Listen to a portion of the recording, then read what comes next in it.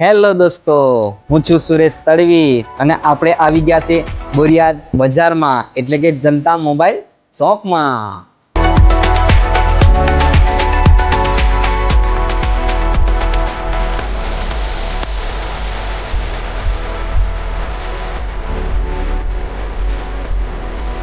જો તમે પણ મોબાઈલ રિપેરિંગ કરવા માંગતા હોય તો તમે જનતા મોબાઈલ શોપમાં આવી શકો છો. અહીંયા દરેક પ્રકારના મોબાઈલ રિપેરિંગ કરી આપવામાં આવશે.